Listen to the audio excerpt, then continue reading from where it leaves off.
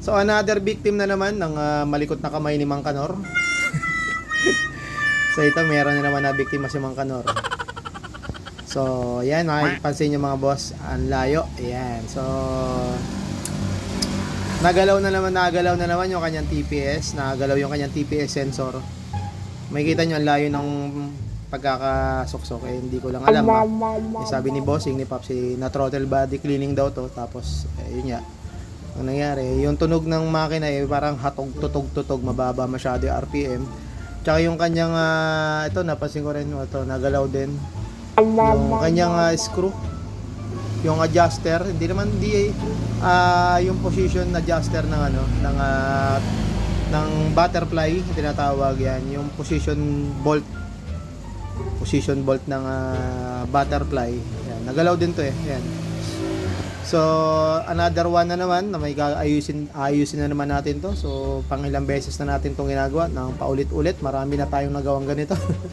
So, yun nga, sabi ko nga, yung mga kaibigan natin dyan, mga kapwa ko albularyo, yan, kung hindi nyo po kabisado at hindi nyo po alam kung paano yung tamang position ng mga ganito, TPS sensor ng throttle body ng mga ganitong modelo ng M3 ng Miyosol ay mas maganda pa wag na po natin galawin kung wala kayong gamit na bolang kristal, yung tinatawag natin na scanner. Kasi may tamang adjustment po yan mga sir, may tamang position. So hindi nyo na may babalik yung tamang position nito kung wala kayo ng scanner, wala kayong bolang kristal. So mamaya i-calibrate natin to para may balik sa tamang position. Then para sa mga gustong mapanood yung vlog natin kung paano yung tamang position nito, shinare ko na po ito sa mga recent vlog natin, mga itong last lang na vlog ko. Yung title po ng vlog noon eh matakaw na ba sa gasolina. Ayan, yung po yung content natin tungkol sa gasolina.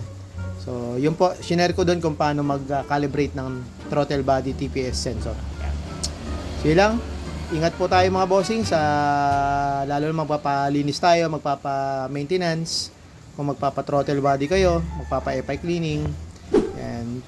Kung planong baklasin po ito ng gagawa ng mekaniko, kung plano niya tanggalin tong TPS sensor at sabi niya para malinis ng maganda, tanungin niyo muna kung marunong silang throttle calibration ng TPS.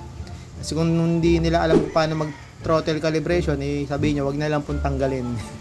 Kasi katulad nito, nangyari, hindi naman na ibalik sa tamang posisyon. Ibig sabihin, walang kaalam-alam yung gumawa nito na may tamang posisyon tong TPS sensor. Ang mangyayari po kasi mga sir, mga boss, mga kaalbularyo ko dyan, kapag wala sa timing tong kanyang TPS sensor, kung wala sa timing tong TPS, ang mangyayari, possible niyan yung RPM pabago-bago, idle drop, mababa yung minor, tataas, bababa, minsan mamamatay, o kaya sobrang taas naman. Kapag nag-throttle kayo, nagsilinyador kayo, ang tagal bumaba ng RPM, parang delay yung drop ng minor, ang tagal bumaba.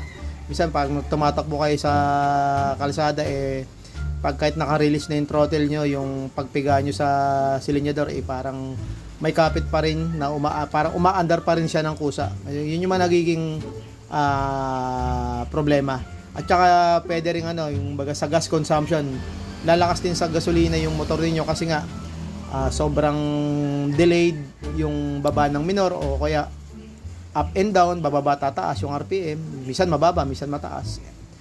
Nagbabago rin ng supply. Syempre, konektado po ito kasi sir sa syempre binabasa to ng computer box, yung ina-analyze yung position. So nagbabase din ng throttle ang ECU natin sa opening ng butterfly. Ito yung butterfly yung nasa loob. Buksan ko lang yung ilaw ng ating cellphone yan. Yung po yung butterfly yung nasa loob. Nagbabase rin po ang ECU sa opening ng ating butterfly. Yung opening na yan nagbabase rin sa position ng sensor. Yan. So kung nangyari dito mali yung kanyang binibigay na value, yung kanyang reading, so possible na magkakaroon ng mixture ng gasolina. Sabihin hindi maganda yung magiging mixture ng gasolina, ng hangin, ng kuryente, kasi nga dahil sa maling value o maling signal. So magkoko siya ng gas consumption. Yan, idle drop, idle fluctuation, idle reach, yung masyadong mataas. Yan, masyadong mataas, masyadong mababa. Yan. So yan mga bossing, sinare ko lang uli at ito meron na naman tayong gagawin ito i-calibrate na naman natin ito para may balik natin yung tamang position. So gagamit tayo ng bolang kristal, yung ating scanner. Yan. So para po sa kaalaman po ng lahat mga sir. Yan. Yun lang. Sinare ko lang para may idea kayo pa magpapalinis kayo ng throttle body. Yan. So wag pong gagalawin itong bolt na to. Wag tatanggalin o wag alisin yung TPS sensor. Yan. Wag pong gagalawin tong adjuster ng butterfly, yung tong nut na yan. Wag pong iikutin. Kung namamatay yung makina, wag niyo gagalawin yan. Ang pwede niyo lang galawin ito yung kulay dilaw na yan na adjuster ng idle. Yan. Yan lang yung pwedeng galawin dyan sa ating throttle body. Yan. So, ride safe sa atin lahat mga boss. Ingat tayo sa mga pagpapagawa natin. Sa mga kayo magpagawa. Kung kaibigan nyo man yung gagawa, sana tanungin nyo muna kung marunong sila mag-calibrate kung babaklasin nila tong TPS sensor na to. Yan. So, God bless. Ride safe. Ito si Doc Arong sa Moto House. Bye-bye!